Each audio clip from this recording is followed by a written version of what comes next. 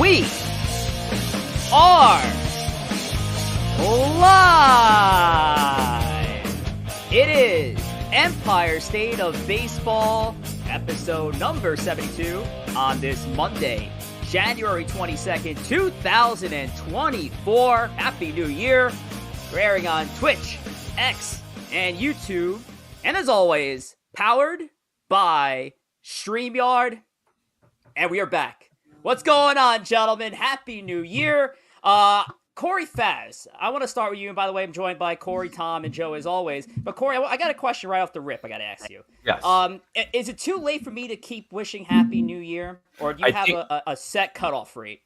I think we are now at the juncture where even if you haven't seen them, it's probably too late. I think a 2, maybe 3-week grace period is fine. January 22nd, I think we're at the point where we're right on the cusp of that borderline. So I'm going to say it's too late, right on the cusp. When you get closer to Valentine's Day than you are to New Year's, you're probably not wishing people Happy New Year anymore. Then again, I have a Secret Santa gift exchange this Saturday. As we had some cancellations due to COVID. So that one is going to be fun. So you're not even technically out of 2023 yet until you exchange those gifts. I have not been able. We got this big pack that holds all our wrapping paper and our gift baskets and all that stuff. And I haven't been able to put it away yet with the rest of my Christmas decorations because I still got some Christmas presents to read.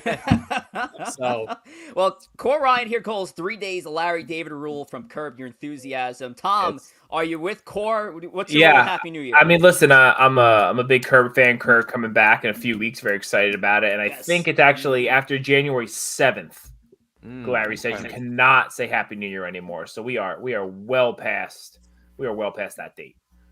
So after the Three Kings, a little Christmas, I think that's the 6th. So for me, I would say the ultimate cutoff is the end of January. I go pretty late with the Happy New Year because we're still in that transition where I haven't talked to people in a while since the holidays, especially customers, of course. So I'm still wishing Happy New Year to everybody I haven't talked to yet. But at the end of January is my ultimate cutoff for Happy New Year. But because it's January 22nd, for those of you joining us in the chat for our first episode of 2024, Happy New Year. Welcome back to the show, Empire State of Baseball. We have a lot in store for tonight's big episode of ESB. It is our Hall of Fame special, our second annual Hall of Fame special, to be specific.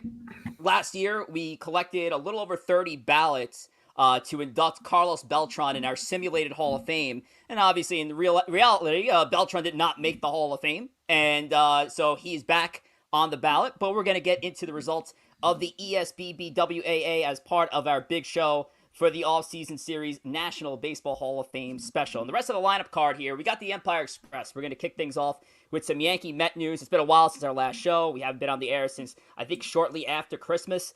So there's been a few transactions made in the game, but it just seems like it's one big news piece in baseball and then a week of nothing. And for the Yankees and Mets, it was a couple of moves, but it was a lot of minor moves as well. So we're going to get into some of those major moves since the last time we went on the air.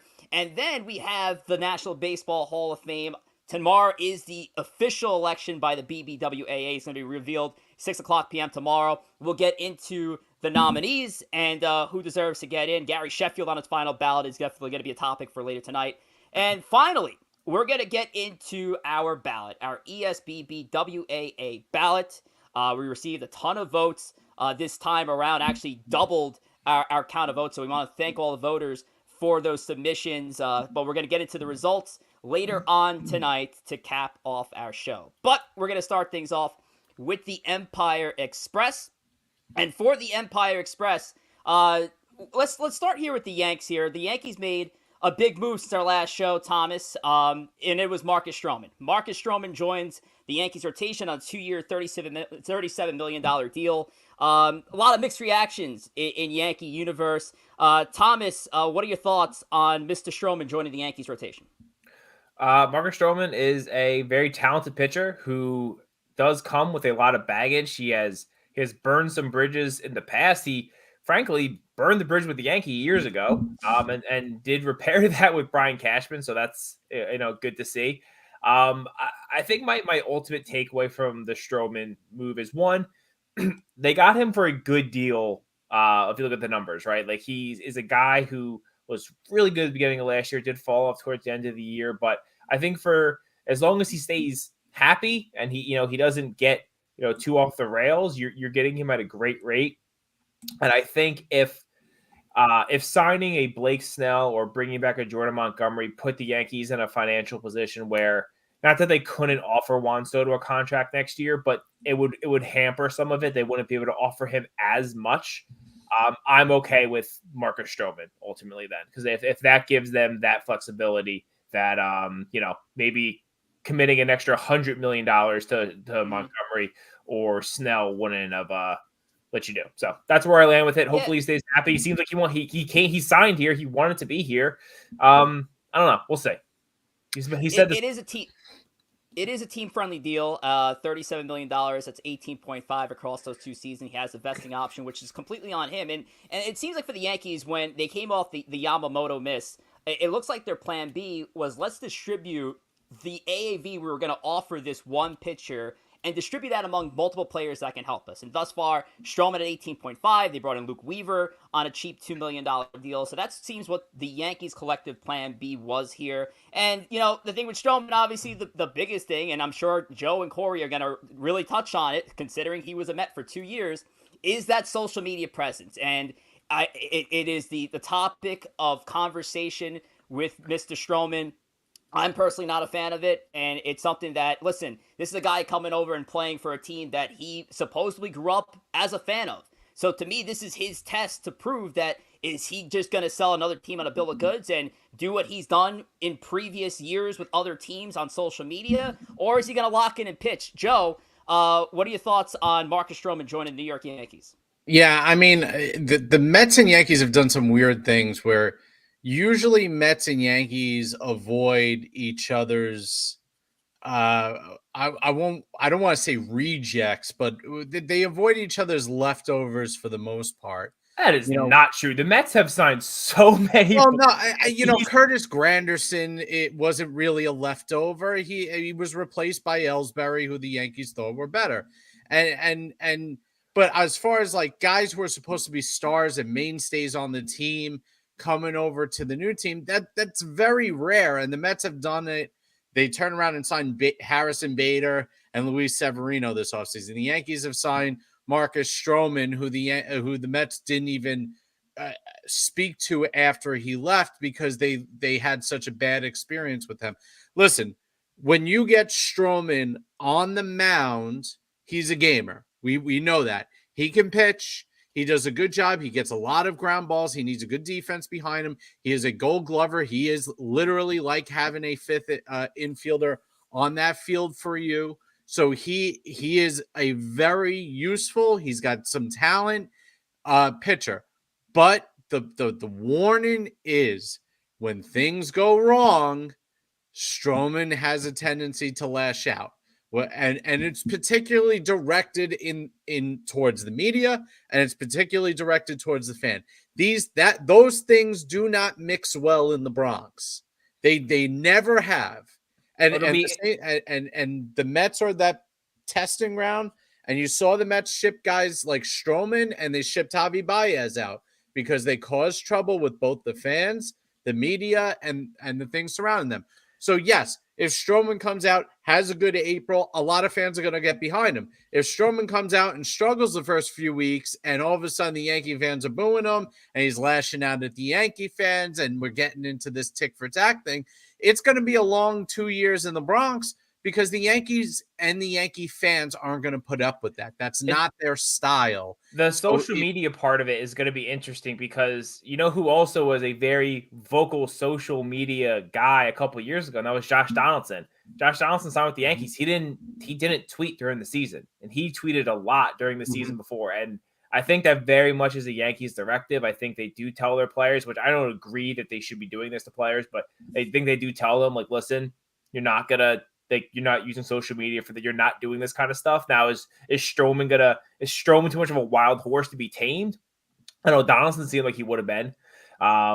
So it'll be interesting to see if he even does tweet during the season. Yeah, that's a good point. I mean, the social media thing is really the biggest negative aspect about Marcus Stroman because, I mean, like Joe said, he is a gamer when he's out there on the mound. And like Tom, like you said, the contract he got was really good for starting pitching. And seeing some of the deals that have been getting thrown around this offseason, I mean, Marcus Stroman's deal is really great for a middle-of-the-rotation starter. And you could do a lot worse than Stroman as your 3-starter in a rotation. The one thing that I thought was interesting, too, when you're watching Stroman pitch, his big thing is he induces a lot of ground balls. So my first reaction was, oh, that works out great in Yankee Stadium because Yankee Stadium, the biggest thing is a fly ball pitcher. If you're pitching the lefties, that short porch, that could be trouble. Ironically, and I didn't find this out until after the fact, if you look at every stadium Stroman's ever pitched outside of Rangers, which he only pitched 2 games, Yankee Stadium is by far the worst. And a lot of that could be because he pitched there earlier in his career against good Yankee teams. So that's obviously a part of it. But I found it very interesting that his career numbers at Yankee Stadium are the worst of any ballpark that he's played more than 4 games in.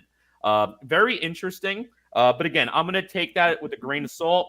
I'm just going to say early in his career, he had some injury issues early in his career. Yankees had some good teams back then as well. So grain of salt on that. We'll see how it plays out. But overall, if you take the social media aspect aside, which in 2024 is a little hard to do, it's a phenomenal deal for the Yankees. Let me cut in here and actually drop a little bit of news that happened here with the stream. Unfortunately, there were some issues with the chat. I think I just fixed it. Whatever the problem is, there was a 4 kids selection. And considering my co-hosts are children, I figured to turn it 2 kids. But no, I've changed it, so we should. Rich, you could just say you messed up. Like, this is on you. We should be all good. No, of course I messed up. Of course. I wanted to expand our horizons and, you know. Sometimes it does default as being the person who's always in that YouTube. It does, for whatever reason, default 2 kids. And while we welcome children watching the program, at the same time, we are not specifically for kids. We are for everyone. And as we say that, Mr. Parziali fantastic. All right, so hopefully we'll have more comments trickle in, and Joe, you can stop talking about minors. All right, now let's move on to the New York Metropolitans. And listen, Joe, you alluded to before about how the Mets and Yankees have essentially transacted in secret. Because as Stroman became a New York Yankee, a couple of former Yankees became Mets, including the most recent one, and that is Harrison Bader. And Harrison Bader, I tell you what, before I throw it to Corey and we throw it around the room in that direction, if Harrison Bader was a free agent following the 2022 playoff run, God only knows what the Yankees might have done in that situation. Because you probably would have looked at something along like a 5-year, $75 million deal to bring back Bader after that postseason. So thank God history did not go in that direction. But Corey Faz, what are your thoughts on Harrison Bader joining the Mets? Yeah, honestly, I really do like this move, too. I mean, it's a 1-year deal, $10 million. All right, $10.5 million, maybe a little much for Bader, considering the numbers he put up last year. Also only played in half the game. So I'm not really worried about the money, though. It's the years, all right? I'm not the one paying it. So it's a 1-year deal. So even if he misses most of the year due to injury or is not hitting up to expectations, he's gone next year anyway.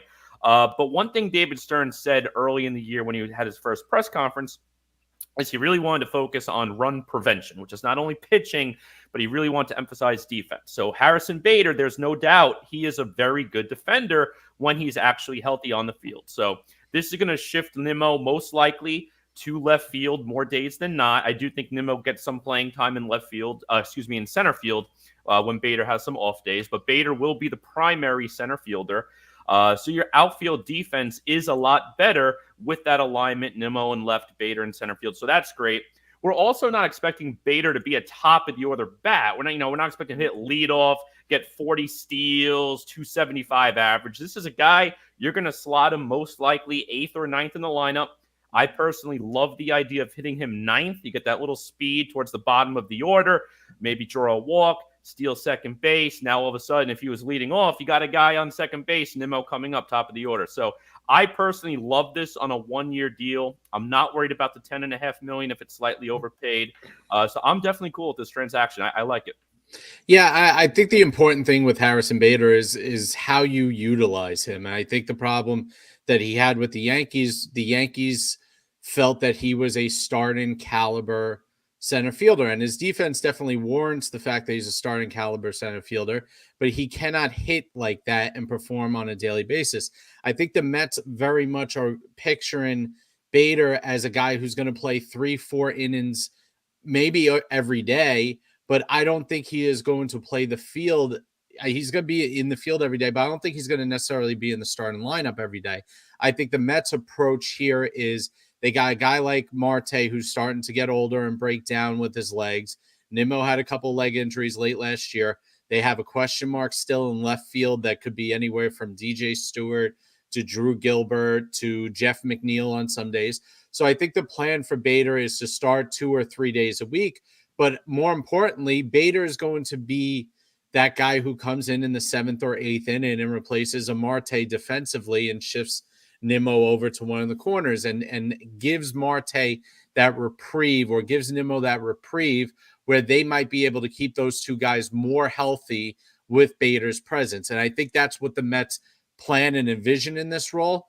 Listen, if he's your starting center fielder, you kind of have to worry offensively, but I don't think the Mets envision that. I think you don't pay a guy $10.5 million to be a defensive replacement though, and to maybe start twice a week. Like if you're paying him that much money, like that's more than you pay a bench guy. So I would imagine he's going to be playing a decent amount. I'm not saying he's health wise. You know, he's not going to play 162 games, but I would think they would envision him playing in north of 120 if he's healthy.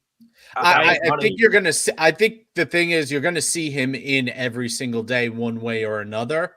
Whether it's his skill set in the $10.5 million is more than your typical bench player, because he can sit there and pinch run. He can play defense. You know, he is going to be in there probably in the 8th and 9th inning every single night. I wouldn't be surprised if he plays 135 games. But he's going to start. I think I just don't think they're not playing. He's going to be starting, if healthy, this year. Well over 100 games if you're paying him $10.5 million. I agree with Tom on this one. I do think when it's all said and done, Bader is going to get most of the starts in center field. The other interesting aspect of this too is with the DH spot. So the Mets did not. It still could happen. I know there's been rumors about Soler, JD Martinez, Justin Turner, but none of that outside of just general rumors on Twitter ever turned out to anything. So the DH spot right now, you figure Mark Vientos to slide in there. But there's going to be opportunity where if Nimmo's a little beat up, have him DH for a few days. Marte is going to get beat up at some point this year, but if he's actually hitting, maybe he's DHing for a few games. So even with that, Bader's going to find a way to get out there in the outfield. But I do think he ends up starting at least 100. Again, assuming health. That's a big assumption because we know health is always the thing with all three outfielders. Nimmo, Bader, and Marte, there's a good chance all three could be on the IL at the very same time, which would be complete disaster because outside of the prospects who are coming up, they don't have backup outfielders in the major leagues. You can move McNeil into one of the outfield spots, but that was great when you had Ronnie Mauricio there at second base. You don't have that luxury anymore. So I do think Bader ends up starting, if healthy, at least 100 games, primarily all in center field. And again, bat him ninth. We're not asking him to be a leadoff hitter to steal 40 games. Just be a guy who plays great defense day in, day out. The days he doesn't start, like Joe said, he finds his way in the game 7th, 8th, 9th inning for some run prevention. And at the bottom of the order, maybe swipe a bag and set up the top. Now, speaking of transactions and players who are going to be going into a very interesting role, the next transaction we want to talk about here is Sean Manaea. And Sean Manaea, of course, a few years back, was considered one of the young up-and-coming arms with the Oakland A's. It didn't pan out with him the moment he came to the Giants. The last year, of course, he did have a weird swing role where he did draw his starts, but he was more used for a bulk relief spot in the Giants' pitching depth. And here you see a 4.44 ERA from Manaea, signing a 2-year, $28 million deal. Corey, once again, what are our thoughts here on Sean Manaea joining the New York Mets, and what role do you see him in come 2024? This particular signing, I'm not as crazy about. I do like the Bader signing a little more. Now, the thing with the Mets is they needed pitching depth because they lacked pitching depth at the major league level. So Manaea solves that problem. A 2-year deal, $28 million. Maybe a little much. I probably would have preferred a 1-year deal personally. The thing with the Mets rotation, and Manaea fits this perfectly, they lack middle and high-end starters because you have a 2 in Senga. I think on a decent team, Senga's a 2. On a really stacked team, he's a 3. But Senga's the ace right now, right? He's your ace. And then you have a bunch of 4 and 5 starters. And Manaea is right there as like a 5-starter. Quintana should be a 5-starter. He's our number 2. You have Severino coming off a brutal, miserable year. Now, granted, we know there's some upside there. Don't get me wrong. But he's a 5-starter going to next year. Manaea is a 5-starter going to next year. I absolutely loved the Adrian Hauser trade. That's a younger Manaea. So you have a lot of guys literally in the same role. So I'm not crazy about it. I do like the depth. The Mets really haven't been bulk relievers in at least recently. I don't know if Stearns plans to change that in any way. We'll see what happens there. But overall, I'm not crazy about it. At least it's major league depth. But, it doesn't blow me away, this deal. Yeah, I mean, listen, the Mets have the calculation on paper. They need to fill so many innings in a season. And Manaea is a guy who's probably going to be able to fill 130, 140 innings. Even if they're not all in the rotation, he can come in and he can pitch 5 innings. He can mop up a game that maybe your other stars will. I personally think he will start the year in the rotation. He might move out of the rotation towards the end of the year, or if they have a Peterson come back and they really think that he's going to be able to slot into that rotation, and Manaea can now be a lefty out of the bullpen that can give you some innings when a starter doesn't perform. But at the end of the day, the Mets have that calculation. They need 9 innings over 162 games, and that gives you like 1,400 and something innings. So they want to get that number down. So the pencil and Manaea in for 130, 140 innings is probably going to work out in their favor. These are the kind of moves that David Stearns makes. He's the one who did this kind of thing. Hauser is the perfect example. Hauser was his guy in Milwaukee. So what's he do? He brings him over to the Mets. So he's going to make a lot of moves similar to what Milwaukee has done in recent years, and that's what he does. So, if you can't get the high end arms, you might as well gather as many as you can that can pitch as many games as possible. And that's what he's doing here with Manaea. That's what I think he's doing with Hauser, bringing him in as well. So yeah, and I agree with Joe. It doesn't move the needle necessarily in terms of wins and losses. I just think it helps get you to the finish line a little easier. Yeah, and I agree with Joe, too. I do think Manaea does start in the rotation. Later in the year, it's a different story because you do have some interesting pitching prospects coming up. Vassal's at one. Christian Scott? Christian Scott's a very, very hot name right now. I think he's the 88th prospect. 88th overall. I think MLB.com has him like 11th or 12th in the system. I have to double check that number. He's the really hot name going into spring training. So I don't think these young pitchers like the Vassals, like the Scotts, Tidwell's a little, far away, probably next year. I don't think these guys make it out of spring training, but these are guys who could get that summer call up and then push a Manaea to the bullpen in that long relief spot. And again, injuries happen. So there'll be another way for the young guys to get in there too. But I agree. Yeah, Manaea is going to be in the rotation to start the season. It's an interesting approach here by Mr. Stearns. It does seem like he is coming into something that he wants to see the remnants of what Billy Epler left him. And it seemed like the biggest move that the Mets had tried to make this offseason was sign Yamamoto. The pitcher is 25 years old, be at the top end of the rotation. I wonder if he just does not want to make a move on some of these top free agents because A, you have a strong class in 2025 next year, and B, you have this weird period where you have a lot of top prospects knocking on the door, and maybe it's best suited for the Mets to live with these short deals that they can move on from just in case. That's what it seems like on the move on the outside looking in. Tom, How about you? Like, does that seem the same way? Or is David Stern's approach this offseason a surprise to you? Yeah, I mean, there's not the big money arms other than Yamamoto out there. They come with a lot of question marks, and with like Snell, and he doesn't really pitch a lot of innings. Montgomery, he was a very middling kind of average 3-star for the Yankees, and then had a really good run here with the Rangers at the end. And like, are you going to pay him $150 million? Like, I don't know. So there's not a ton of options out there, and the Mets have said kind of in the past that they weren't going to mortgage the future to win in 2024. Obviously, that doesn't mean they're going to throw in the towel, but they're not going to go out and sign stupid deals just to win 4 more games this year. There's that huge class coming in next year, and the Mets, they're going to be in on 1 or probably even 2 of them, because, like we said, Senga is really your only guy who you can feel good about. I know Quintana had a good year, but I mean, Quintana is a journeyman who had a good Mets last year. Quintana could have a 5.5 ERA this year, and no one would be surprised by that. I think the Mets will probably be in play for multiple of these. What is it, like 5? I think it's like 5 kind of like top starting pitchers that they're going to be the market for them, and that's going to be where do we really see Stearns and Cohen like make the move to say like we really are going all in here.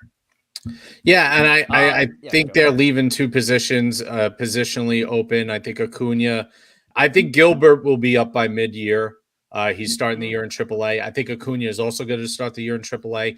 I think he can force his way into a position as well. Marte's got 1 year left on his deal after this. He can kind of relegate to a platoon role next year.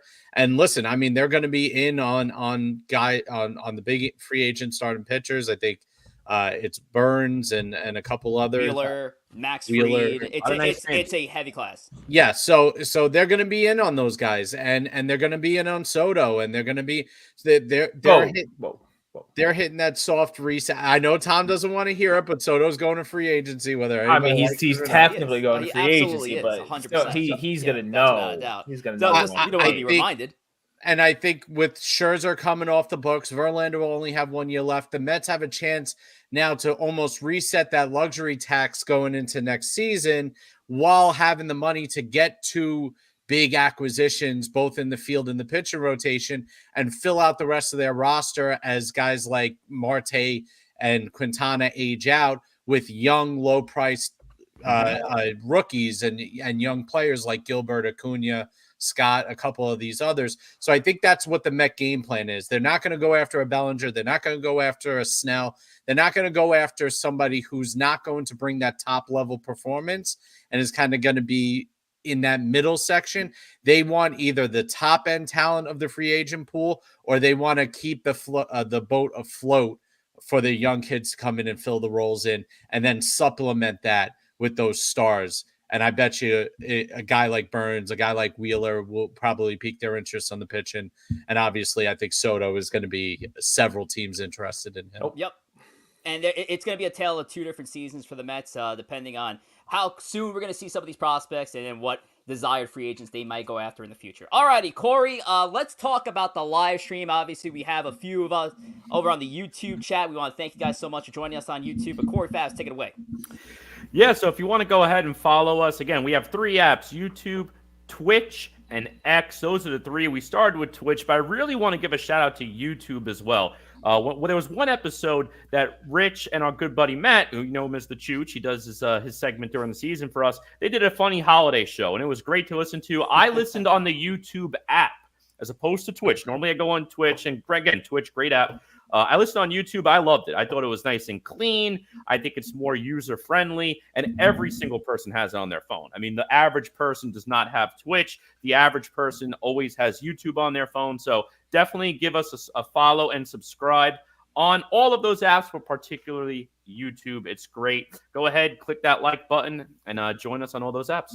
Yeah, that smart, wise words by a wise man right now. If you have the Twitch app on your phone, I want you to go ahead and remove it. I want you to go to X And follow us at ESB Podcast and all our other sub-affiliates. We'll get into that later. But if we're live on X, jump over to YouTube. The party's over on YouTube. Come over to the Cool Kids table. It's on YouTube. Thank you so much for that, Corey Favs. And thank you so much to our viewers that have joined us here live tonight to talk about the Hall of Fame, which, of course, is the main course of tonight's great episode of Empire State of Baseball, this episode 72. The National Baseball Hall of Fame, the BBWAA's ballot gets revealed tomorrow, 6 p.m. on MLB Network. And just like we did last year, we're going to deep dive into the Hall of Fame candidates. Not all, of course, not every single candidate here deserves a mention. I'm trying to go deep on that dude. On that, was it that guy? That dude, Brandon Phillips? What was his Twitter handle? That dude. Yeah, Brandon. No disrespect to Brandon Phillips, and that would be the last time I mention his name on this ballot, but there's 26 names here. We have 12 players that are brand new to the ballot, and then, of course, 14 holdovers from last year. And I want to start off by talking about a few of these. I want to get the one that, of course, I think is going to get inducted tomorrow. I think this is a slam dunk induction for tomorrow's Hall of Fame, and that's Adrian Beltre. And Adrian Beltre amassed one hell of a career as a third baseman. And what I like about Beltre, guys, is the last portion of his career. It's almost as if he hit the fountain of youth after that 2009, that final season with Seattle. And then normally, listen, we think about the players reaching the other, at least offensive players reaching the other side of 30. We're thinking, oh, it's going to be a slow regression to out of the league and within 5 years. And yet this guy seemed to just age better than fine wine. I mean, you got to look at the bottom, those last 8 to 9 seasons. That's what got Adrian Beltre to this level, and that's what I think is inducting him to tomorrow as Hall of Fame. Tom, what do you think about Adrian Beltre? Is this the slam dunk of the new candidates? I mean, he's going to get in. If we talk about there's different rooms in the Hall of Fame, right? Like, he's not in a lot of those rooms. Like, I think he's a Hall of Fame level player. I don't think he's oh my God, generational. Adrian Beltre was one of the greatest players I've seen play. Now, I will say, and this really goes for all of us. He played, how many years he played? 19, you said, Rich? I actually think it was a little 21. I think it was 21. 20 of those years he played in the West. So it's games that we didn't see a lot, right? Especially, Texas, maybe those are more central time zones so that you can maybe catch those. But games in Seattle and the Dodgers, they'll start at 10:30. A lot of those games we're not seeing. He had 1 year in Boston on that prove it deal that then he went to Texas on. We know he has 3,000 hits, and that's usually right. That's the marker. If you get 3,000, you're in the Hall of Fame. He's close to 500 home runs. He was definitely. I know, like the C word is a bad word, I think, to say in baseball, but he was a bit of a compiler. He was.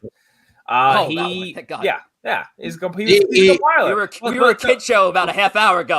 Listen, I know. I'm talking about compiler. People don't like that word for whatever reason, but that means he's a guy who, if you pull the thing up again real quick, Rich, I know you keep going on and off with it, but right, he's a guy who was healthy. He played like every game. He had a couple years maybe where he didn't play a ton, but if you look at those numbers, a lot of 150, 140 game plus seasons. Stayed healthy, played good defense. He hit more home runs and got more hits than I think a lot of people would have guessed. It's not like I would think of. He doesn't have the peaks that I like in a Hall of Famer, and I think we'll get into it later about what makes a Hall of Famer to all of us. He doesn't have as many of that dominant peak where like Adrian Beltre was the third baseman in baseball. But he's definitely worthy, and I think he's going to get in pretty easily tomorrow. Yeah, and I will kind of agree with Tom on the compiler thing. I'll use another C word, consistent.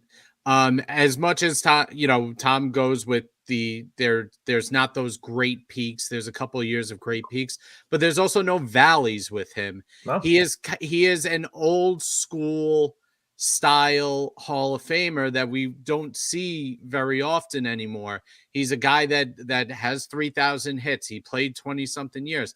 Is he an inner circle Ted Williams, Willie Mays player? No, absolutely not. He doesn't have that dominant stretch where he's ripping off MVPs or top 3 in MVPs in year after year after year. But he is the ultimate test of longevity, and that's what a lot of Hall of Famers used to be that we don't see anymore. Usually nowadays we see guys get to the age of 35 and drop off a cliff, and for somebody like Beltre, there was no decline. And so for me, Beltre is a Hall of Famer. He's never going to be in that inner circle of Hall of Famers, but he was certainly a great player, and he's going to be in Cooperstown, and he deserves to be in Cooperstown. Mm-hmm. Yeah. One thing too, to Tom's point with the compiler, and this is interesting because I know we had a lot of debate last year as well about Craig Biggio, and is Craig Biggio actually a Hall of Famer, not another 3,000 hit player? And I'm doing a player comparison between Biggio and Beltre, and forget about the power for a moment. A lot of similarities. I mean, the hits. Kind of hard to forget about 477 ding dongs, though. Oh no, correct. But just 1 second on the power, because the hits, I mean, are basically the same. Beltre has 100 more, but he also played in 100 more games. The averages are relatively close, just 5 points apart. OPS favors Beltre by about 20. And I always said, I don't think Craig Biggio is necessarily a Hall of Fame player, because when has ever a situation come up in a game where you said, oh man, I got to walk around this guy because Craig Biggio is up next? Beltre a little different though, because he has the power in addition to the longevity and the hits like Craig Biggio had. Also, and granted, I know this award is what it is, but he's won 5 Gold Gloves and he won 2 platinum, and he won 2 platinum gloves. Exactly. So like he was a top notch. He's just the guy, I think, right? He's a guy that East Coasters just didn't get to see a lot, and that's on us. Correct. I'm going to read you a stat line, and Rich can put up Adrian Beltre's stat line one more time.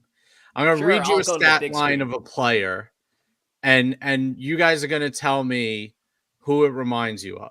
The player I'm talking about had 3,184 hits, 603 doubles, 431 home runs, 1,695 RBIs, hit 276 for his career, 340 on base percentage, 447 slugging, and a 788 OPS plus. This person is in the Hall of Fame. And obviously, if you've been reading along with Beltre's numbers, they're almost identical to this person. And it's same position, I'm guessing. Not same position for part of his career, but not all of it. Infielder too. That player's in the Hall of Fame. That player is considered one of the greats in the Hall of Fame. One of the greats. There's a lot to speak. We'll get into that later. No. He's 500 home run club. I was gonna say Jimmy Fox. We'll just do one guess each. I mean, Cal is a good guess. Cal is the answer. Yeah, that's. I saw Nicholas Arnold throw it out.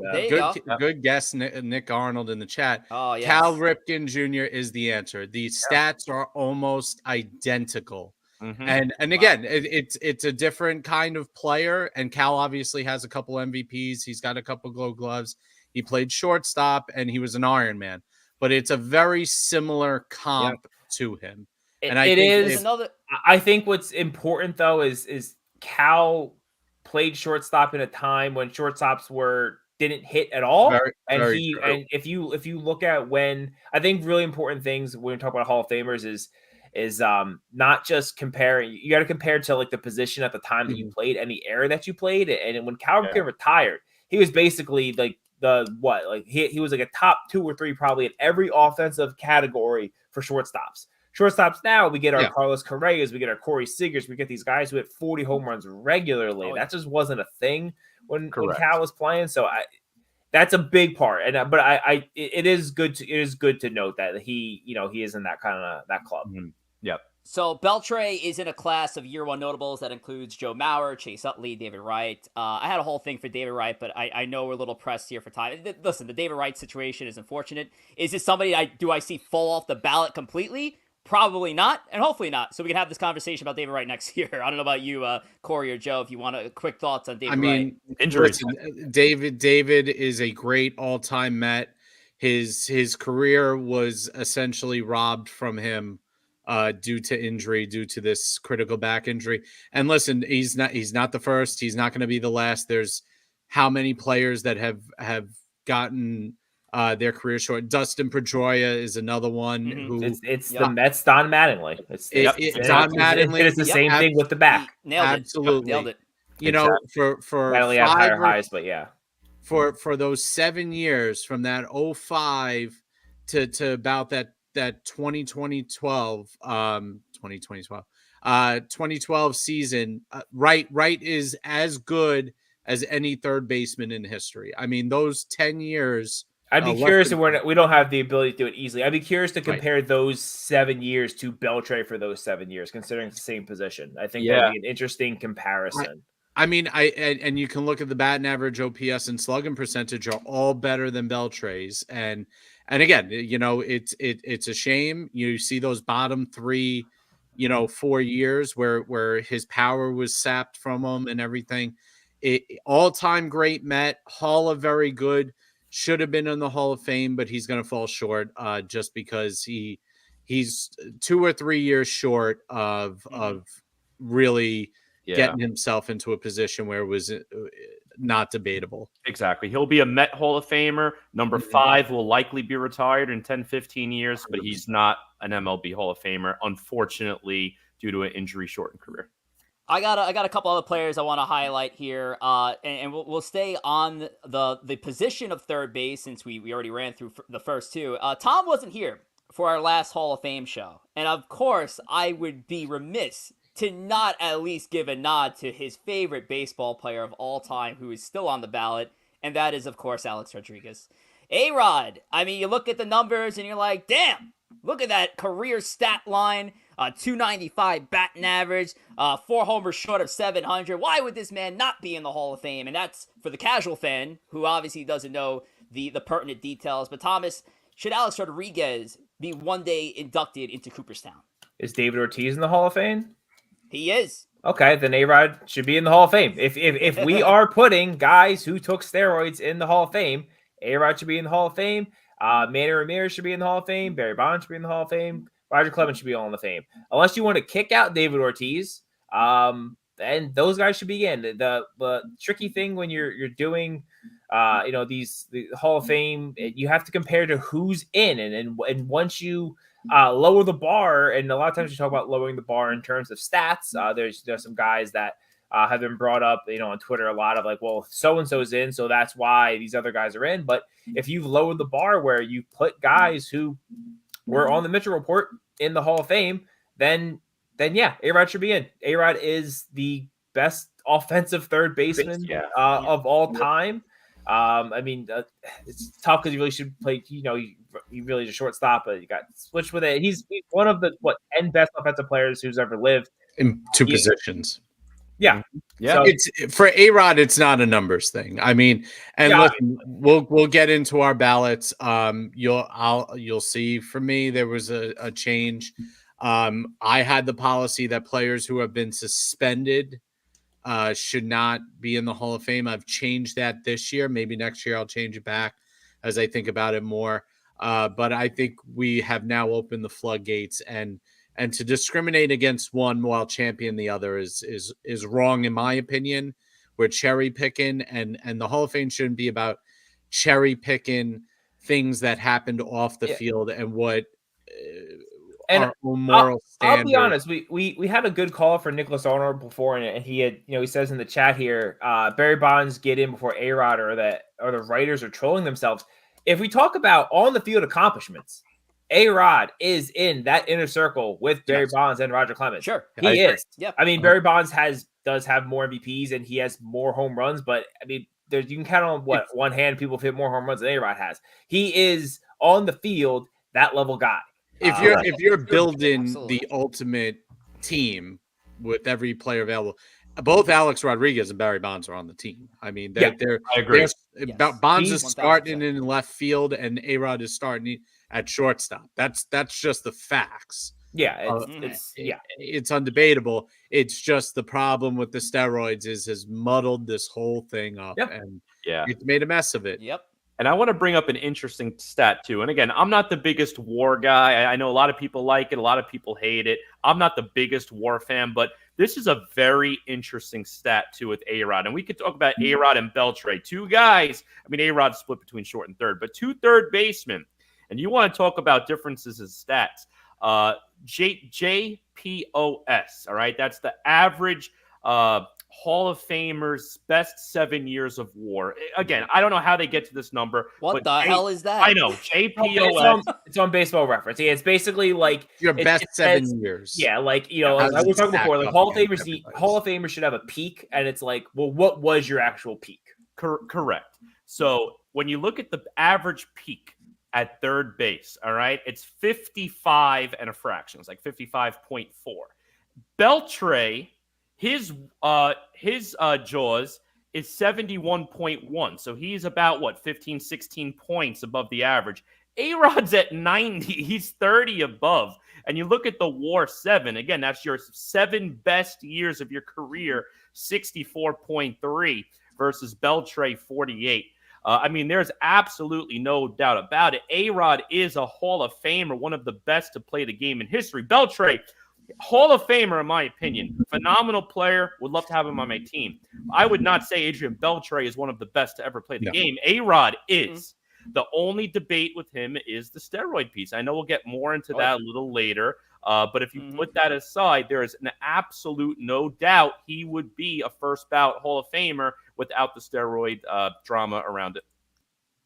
We got song lyrics in the chat. WAR. What is it good for? Absolutely nothing. A little Edwin Starr on this Monday evening. Oh, yeah, we're going over time tonight, gentlemen. All right, the last player I want to profile here. We had a few that we could have did this with, but I do want to touch on Gary Sheffield, who is in his final year of his candidacy, and 22 years, another 500 home run club member, another 290-plus batting average, and another guy, unfortunately, who is connected to PEDs. Now, Gary Sheffield's case is a little interesting because this is a player who was not suspended, who was not really fully caught either. You know, this was somebody who was connected to some reports, but it was so iffy that there was never a set moment where they said, hey, Sheffield absolutely took anabolic steroids or PEDs or HGH, whatever he ended up getting connected to. But this is a guy right here, Gary Sheffield, I think needs to get into his final ballot, but it's going to take a lot to get there because Sheffield would need a 20% uplift from his last year's vote to make it into Cooperstown. Tom, what's your thoughts on Gary Sheffield here? Yeah, I mean, I think you laid it out really well. He has some connections to steroids, but he also never failed the test, and he hits the numbers, right? He's a 500 home run guy. He's a guy who he had a huge resurgence with the Yankees. He was like second in MVP voting in like 2004. Now you're going to tell me because he was with A-Rod and maybe he was taking steroids. I don't know, but we don't. The fact is we don't know exactly what happened with a lot of these guys. Gary Sheffield, if you think about, one thing I think we all like to think of for Hall of Famers, for batters at least, is like, were you afraid when this guy came to bat? Like, were you like, there's a guy on first and we're up 1. You see Gary Sheffield and that waggle come up. You were worried. You were worried that you were about to be losing. And I think some of what makes someone a Hall of Famer is it is a feeling, right? It's not just stats. And I think Gary Sheffield had that, and I think Gary Sheffield should be a Hall of Famer. Yeah, and listen, there's connections. I think he admitted being on what they call the cream in connection to steroids. I think he was upfront about that when asked about it. But at the end of the day, again, we have a couple of guys in the Hall of Fame that are certainly question marks. A-Rod, I think Ivan Rodriguez. Certainly Bagwell and Piazza have questions. I'll say there's stories about Piazza too, and a lot of these aren't fair. And it's not fair to incriminate guys based on suspicion alone or hypothesis or the muscles or whatever. So, but as far as the player is concerned, listen, Sheffield, not a great defensive player. We all know that. He was a subpar fielder on his best day. But when you talk about the right-hand hitters, the fearsome right-handed hitters of the time, Sheffield is up there. I mean, his numbers aren't quite as good as Manny and A-Rod's, but they're right below that in terms of fearsome right-handed power bats. You know, he's batting 3 and 4 in every single lineup that he's ever been in. And so for that, the 500 plus home runs, the 500 slugging percentage, I think he had 1,600 plus RBIs. All those stats are there. Again, if you want to keep him out because of the steroid suspicion, I got all those names for you. Then you get into what? Well, he was kind of a jerk. Yeah, I guess, but there's a lot of jerks in the Hall of Fame. So to me, none of those reasons are good enough to keep him out. He should be a Hall of Famer. I voted for him. I think that's a fair assessment of. And I'll tell you what, you want to talk about jerks and Hall of Fame controversy. I know the Albert Bell is an interesting jerk Hall of Fame. 100% should be in the Hall of Fame. Exactly. I want the league 5-6 straight years in home runs. There's like 3 people have done that in history, and they're all in the Hall of Fame. Exactly. And he led the league in smoking Fernando Vina. Base pass, so. Exactly. I just want to bring up one last Sheffield stat too, and again, Baseball Reference. I mean, might be the best sports site ever invented. I mean, it's a phenomenal site, but they have really another thing in there. It's similarity scores, and it's based purely off batting similarity scores. It doesn't take fielding, position, anything to account. The top 10 most similar players to Gary Sheffield, 9 of the 10 are in the Hall of Fame. The only one who is not Manny, is currently not Manny, Mike but Trout. Currently on the ballot is Carlos Beltran. Oh. So it's just interesting. Again, purely based off batting, because Beltran and Sheffield, 2 completely different players, a defensive switch-hitting center fielder, a power corner outfielder. So different players, but just based purely off of batting similarity, they came up with a similar score there. But every other player outside Beltran, the top 9 of 10, all Hall of Famers. There's no reason Gary should not be a Hall of Famer. Yeah, and there's several of these players that we could profile here tonight, but we would literally be here for the rest of the night, so we're not going to do that. We are going to move forward. But before we get there, Thomas, what's the latest and greatest with Instagram? I'm sure there's a lot of like cool like cooking stuff on Instagram, or like people do funny dances. I don't care about the cooking stuff. Can you stick to the baseball? I'm talking about what I see on my Instagram. I get a lot of like really cool cooking stuff that I like to try, and then I never do. Lord. But if you want to talk about the Empire State of Baseball family on Instagram, you're going to want to give us a follow at Empire State of Baseball. We post a lot, especially during the season recaps. Corey does a great job with some funny things going on, funny little short videos. So again, follow us as a show at Empire State of Baseball. Follow us individually at Corey Favs, at JR Pugs, at Rich J Rivera, and at T Waspel. Oh, I messed up on the ticker. What did I do there? T Waspel R then T Waspel? What the hell did I just do? FOLL? Follow. What it just, but it's weird. It's just FO. There it is. It just said FOLL. That's it. My co-host does not know how to spell follow. Okay, let's move on to the ESBBWAA ballot. First and foremost, I want to thank everybody for their submissions. Last year we collected with a very probably a third of the following that we have now. We collected 32 ballots. This year we collected 68. So that's my math correct. It's 112% increase from last year. So really great job by everybody who submitted those ballots. Now speaking of those ballots, well, we do have a couple of them to showcase. It is our own, by the way. And we're not going to dive into it necessarily, but I know, Corey, you got yours up right here. And I know, like, I believe the gold spots here on the Helton Kent is guys who are on your precipice right there. But it's relatively consistent compared to last year's ballot here, Corey. Yeah, I mean, the Helton and Kent highlights, and I called them out because they didn't get a formal vote per se, but they were guys that I would have no argument if they got in, because their case could really be made for and against. I tend to be a smaller hole guy, which is why I'm a little more restrictive. But it ended up being exactly the same across the board from last year to this year. 1, 2, 3, 4. Yeah, one addition, and that's just the Adrian Beltre because he's a new entry on the ballot there. So it is exactly the same. I do like to be a smaller hole guy, but that doesn't mean I'm going to criticize a player who was on there last year. If I try to keep it to no more than 5 a year, but players from prior years keep carrying over. If I think they're a Hall of Famer, they're a Hall of Famer. So I could easily get up to 10 players if guys like Manny, like A-Rod, like Sheffield the last few years, if these guys aren't getting elected, I will continue to vote for them plus others. But in general, I am a small hall guy. So that's why you are seeing just about the same outside of Beltre, who I added this year. All right, Joseph, we'll move on to yours here. And you have some explaining to do, my friend. Last year on our show, and by the way, if you go over to YouTube, check out episode number 36 of Empire State of Baseball. It's when we discuss the 2023 ballot. Joe is so... He was so great in explaining that he doesn't vote for steroid users who get suspended, and he didn't include Manny and A-Rod on his list. What the hell changed in 365 days here, Joe? I thought you were somebody who stayed hardened to your own criteria. You got Manny and A-Rod on your ballot here. You got to explain yourself. Yeah, I mean, I guess it depends on a couple things. First of all, the elections in the recent years that we've started now cherry picking. I suppose I could change my mind again.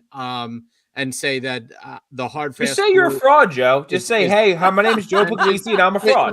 Listen. I mean, this goes to show you that the lines are so blurred at what is right and what is wrong and what we feel is justice and injustice. And this particular year, I felt like, well, they served suspension. They served their time. Justice was served. And that's MLB's punishment for taking steroids was these suspensions. So for me, there's kind of this aspect in this particular year that you serve the time for the crime that you commit, and that should be the end of the punishment, not for the rest of your life. So for Manny and A-Rod, I feel like they have served their time in MLB, and at this particular moment, I feel like they should be inducted not only because of that, but because other players linked to steroids are now in the Hall of Fame. And I won't accuse any players in the Hall of Fame personally of doing that, but that's how I feel. I think Beltran and Beltre are self-explanatory. Billy Wagner, great closer. I think is the all-time K per 9 leader and strikeout percentage leader in MLB. Oh, you subtracted Helton and Hunter. That's interesting too. I just noticed that. Helton, I'm very back and forth on. Helton and Joey Votto are basically the same player. At this particular point, I don't feel like watching Joey Votto. I was watching a Hall of Famer. I felt like I watched a guy who walked a lot. Helton is kind of the same player. Almost to the point where it's like, okay, Helton was also helped by Coors Field. I don't know if that's a positive or negative. I think we've evolved past that we realize that even though Coors does help, being away from Coors also really hurts. So yes, it does. It does even out. But it's a weird feeling. I go back and forth. Again, not a guy that I'd cry over being in the Hall of Fame. But at this particular moment, I probably feel like he's not up to the same level as some of these other guys. And listen, Torrey Hunter, I think Torrey Hunter was better than Andrew Jones. I think he's a step down from Carlos Beltran. I think while I'm voting for Carlos Beltran, I don't think necessarily Torrey Hunter's on that same level. All right, and now I'm going to jump over to my ballots here from 23. Now, the one thing you can tell, I am a 10 for 10 voter. I am the sort of guy that wants to try to guarantee somebody gets into the Hall of Fame. I hated those years where the BBWAA did not induct anybody because there's somebody on the ballot that deserves to go in. I am not a small hall guy like Joe and Corey. I want to see these great players get in. If they're on the ballot for a long time, they're at least putting up the argument to go into Cooperstown one day.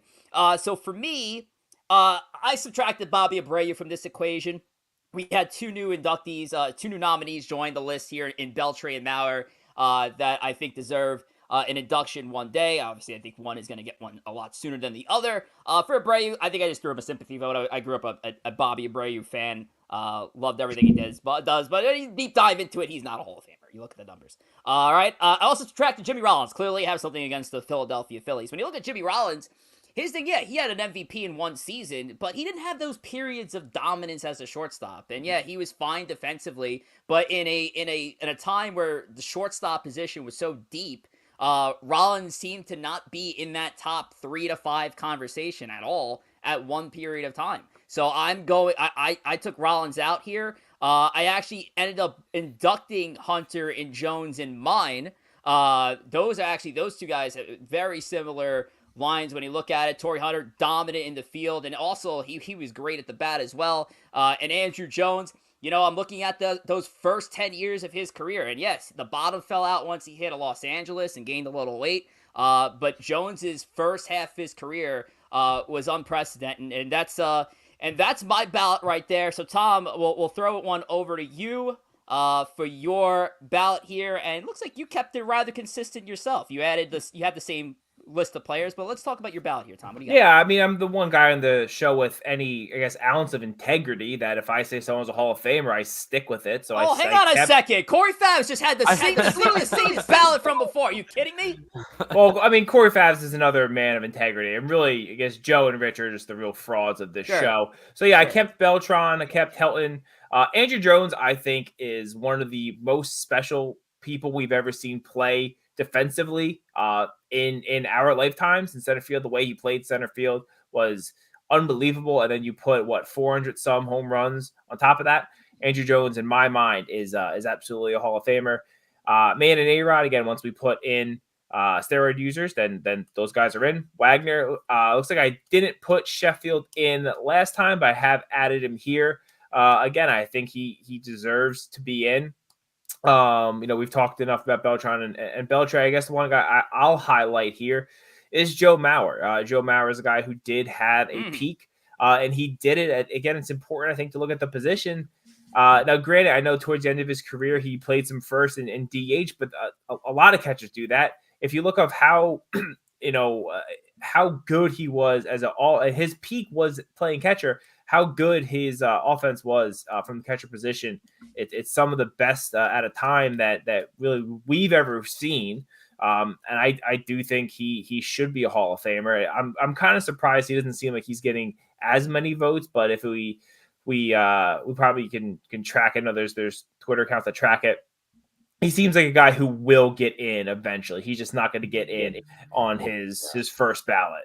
Mm-hmm. Yeah, it looks like Andrew Jones is starting to trend up a bit. Yes. And I'm with you, Tom. I think this guy is definitely a Hall of Famer. And listen, in terms of the numbers, now, Beltran has slightly better numbers, don't get me wrong. But really what stood out with Jones, too, I mean, it's the Gold Gloves. Not only are you getting such a good bat, and again, once you left Atlanta, it fell apart. The last few years were tough. But, I mean, he started 11 full seasons in Atlanta. And outside of his first season, he won a Gold Glove in every single one of those seasons. And he's not a guy that people say, like, oh, Gold Gloves. He earned those Gold Gloves. Those were they would have, if they had the Platinum Glove when Andrew Jones played, Andrew Jones would have had a shelf full of Platinum Gloves. The problem I have with Andrew Jones is, and the difference between a Hall of Famer and non-Hall of Famers is Hall of Famers don't fall off a cliff. And not only did Andrew Jones fall off a cliff, he fell off a cliff with the car going full speed off of it. I mean, he bat near the Mendoza line for the last 5 years of his career. And for me, when I'm looking at Hall of Famers, I need guys who are great throughout their whole career. What Hall of Famer at the age of 30 turned off like a light switch, and it wasn't due to injury. It was presumably due to either decline of skills or decline of giving a crap. I mean, that's the bottom line when it comes to Andrew Jones. His legacy after the age of 28, and Rich can put it up where you see that sharp decline. When he turns 30, he's batting 222, and the next year he's batting 158.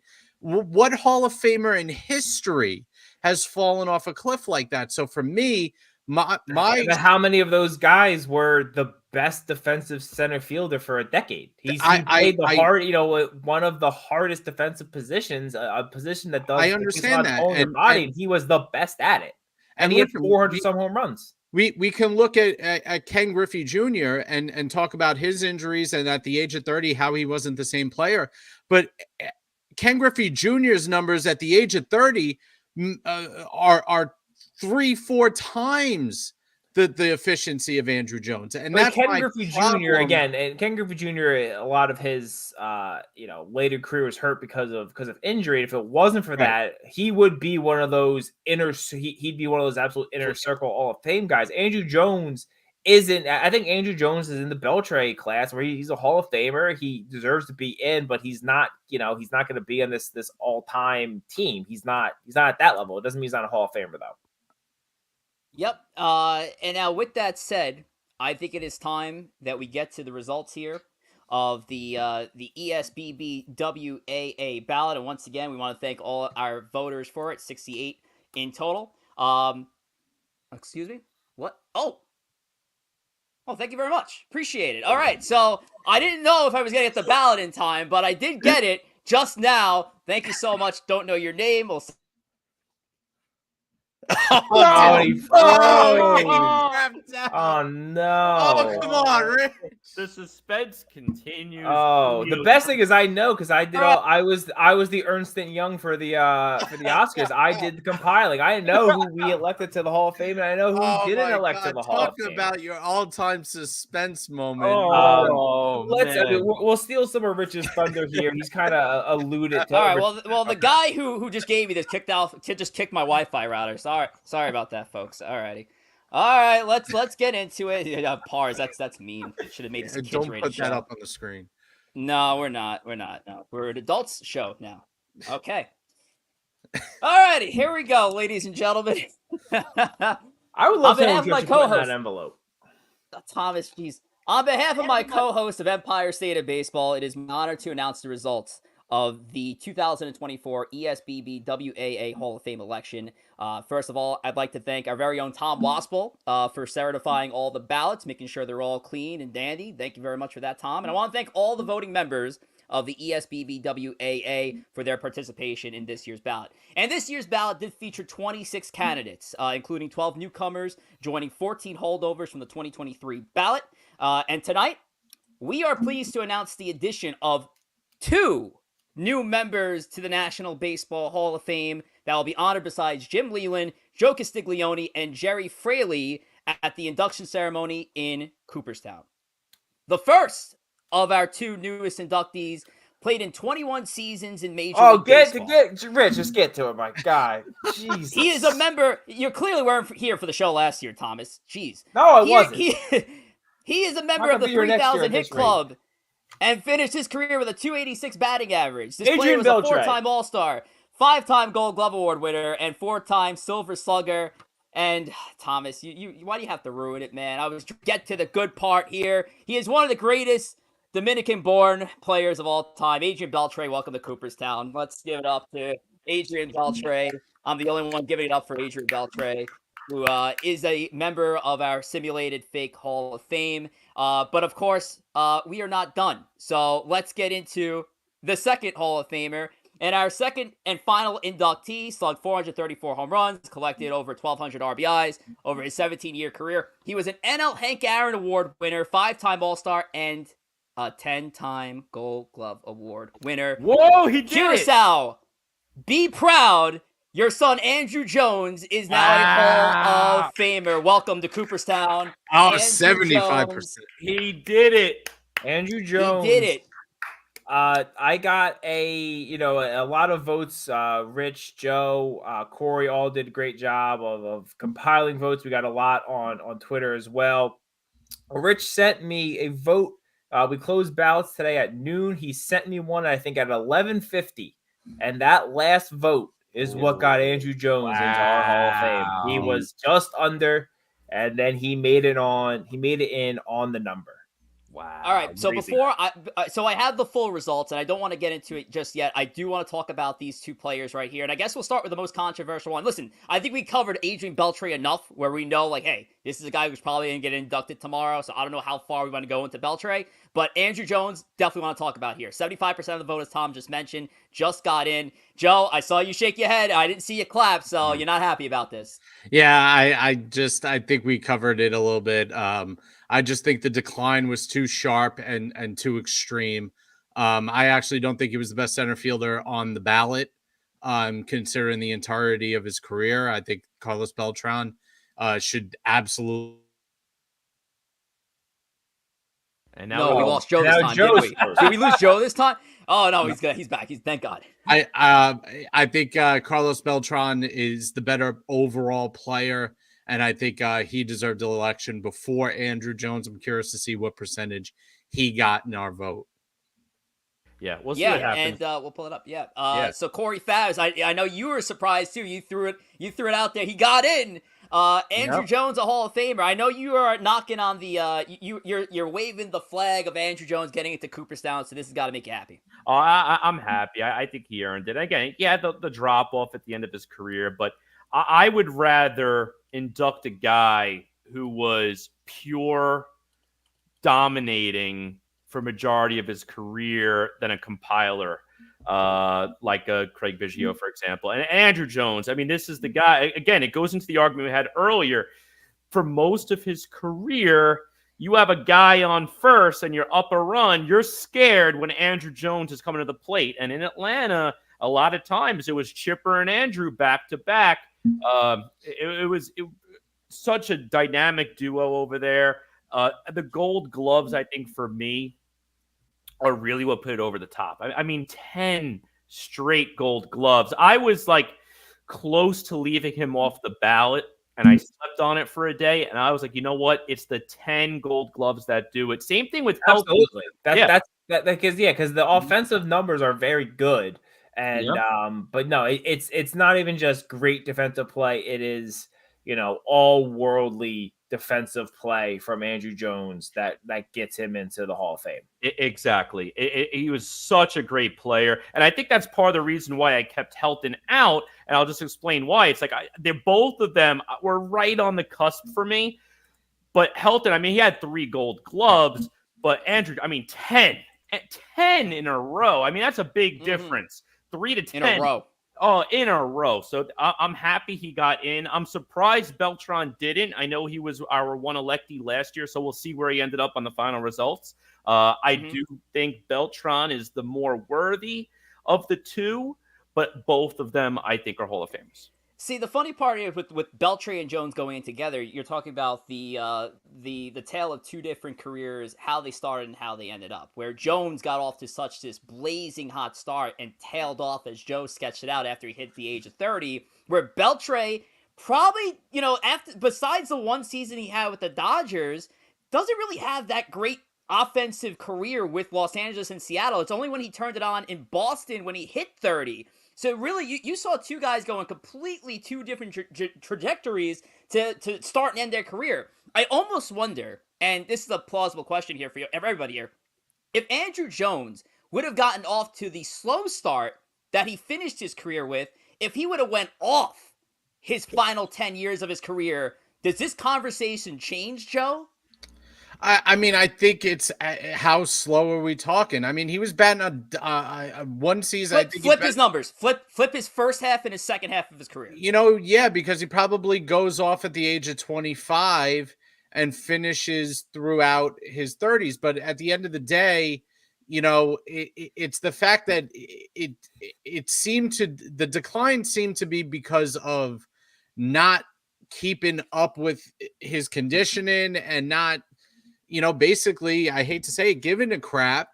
It wasn't due to chronic injury. It wasn't due to any of that. This came from a deterioration of skills at a very sharp time. So when you're a young player, you get the bye that you're adjusting to the league. And Adrian Beltre obviously has a slow start. But the decline for a 30-year-old when you're supposed to be in the prime of your career, for me, is the bigger red flag.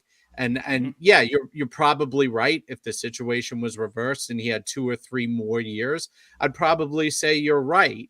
I wouldn't hold it as much against him, but I hold it more against him that he reached his prime and fell off a cliff, more so than doing it at a young age. And just one last point, too, I want to make on Andrew Jones, too. I mean, again, WAR was it good for? Absolutely nothing, but WAR 7 is the best 7 years of your career.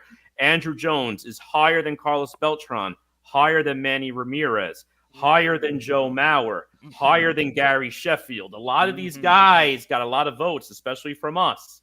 Andrew Jones, his best 7 years were better than all of those players. Now, speaking of all them votes, let's see how those results panned out. And once again, thank you, Thomas, for collecting all the ballots. But this is how the first, and we have a few of these slides here. Obviously, Beltre and Jones at the top. Joe Mauer just missing it by less than 3% on his first ballot. Thomas, how close were we with Joe Mauer? It was like maybe 2 ballots away with him on it? It was probably like 2 or 3, maybe 4 ballots.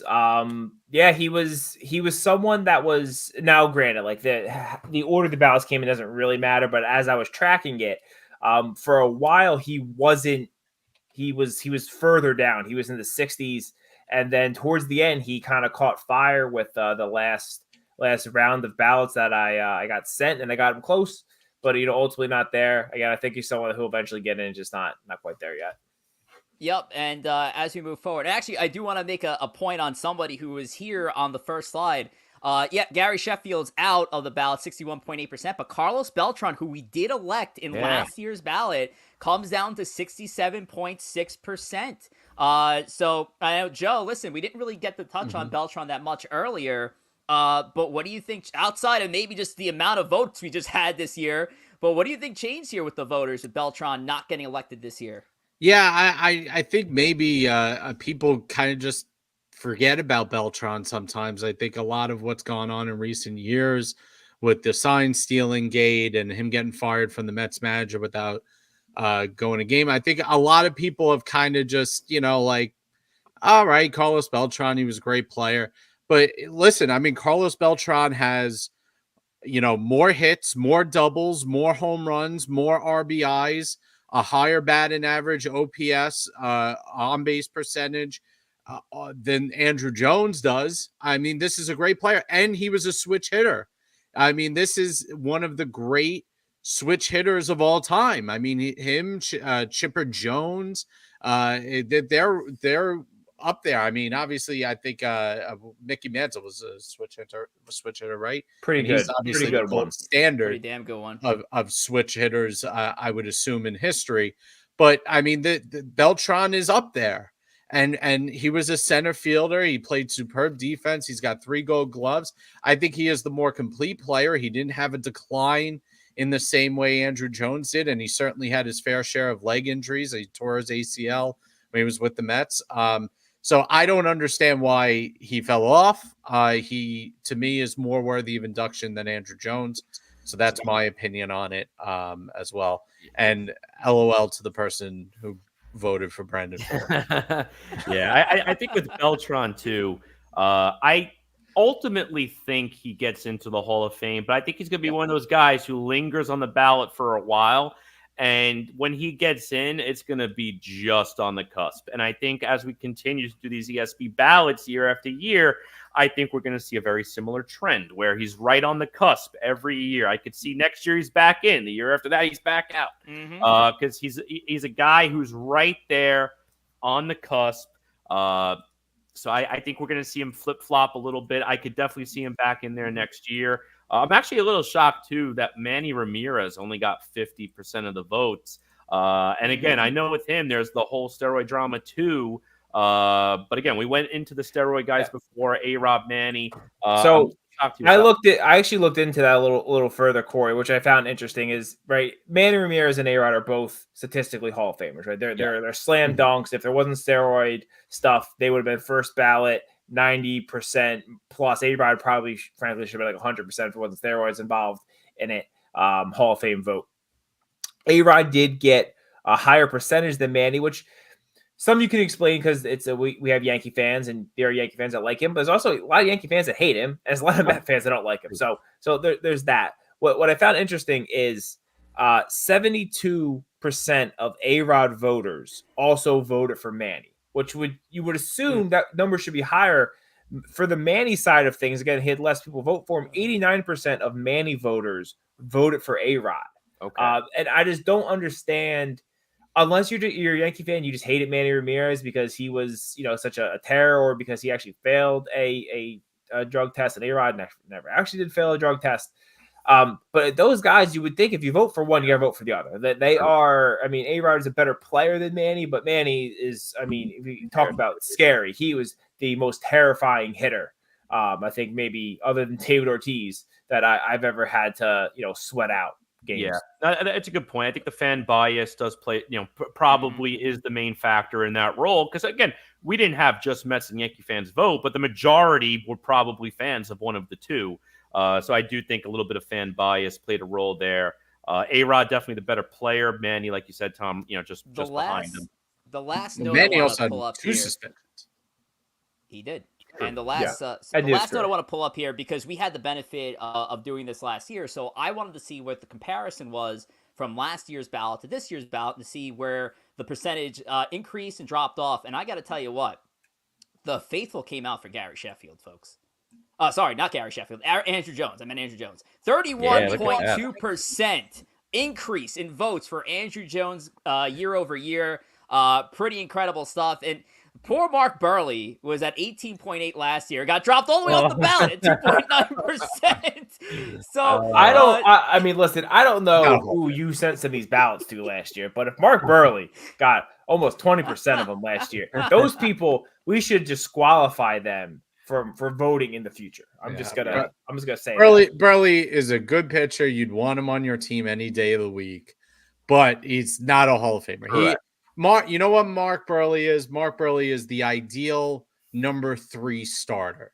I think that's probably. We're not gonna at 9:20. We're not gonna get into a Burley talk. But Mark Burley was at his time a number 1 starter for a time. But how about that damn increase? 31.2% for Andrew Jones. And I know, Tom, when you were tracking the ballots, you had said that he was there's no shot, and then all of a sudden it just seemed like this crazy increase came in for Andrew Jones. What were you seeing on your end there? Yeah, it must have been the the mail-in ballots. They were stuck in a different box, and they got delivered late. But no, like I said, like those last we probably got about 15, 20 ballots in the last, probably like 15 ballots in the last day. We got a lot coming late, and like 90% of them voted for Andrew Jones. Yeah, they're all. It was funny. Yeah, they all came. There were sands in the envelopes and everything. It smelled like sunscreen. So the Curacao, they came out strong. They came out of Curacao. I will say though, it is tracking with the actual ballot too. I think his I don't want to say story, but his the momentum around him getting into the Hall of Fame seems like last year people were saying I can't believe he didn't get in, and he's the one that everyone is pushing this year. Yeah, I agree too, because even when you follow those tracking accounts on X, he's last time I saw they were at 45% roughly, and Jones is right on the cusp. He was 71 or 70. He's right there. And I don't remember him being that high last year. So even outside of the ESB world, the writers are thinking the same too. It's trending in Jones's favor. Yes. All right. Well, Andrew Jones, of course, I think he's got still 3 more years left on the ballot. So I don't know if it's going to happen tomorrow, but it does pose an interesting conversation in a couple of years to see where his percentage is going to be. And clearly for the ESBBWAA, or at least his family just sending in mail-in ballots from Curacao, we obviously want to see Andrew Jones in the Hall of Fame, etc. All right, Joe, we're going to wrap this thing up. Let's touch on X and talk about the great ways to follow us on the platform. Yes, you can join us on X and over 2,700 followers, and follow us at ESB Podcast. We're at 27 now?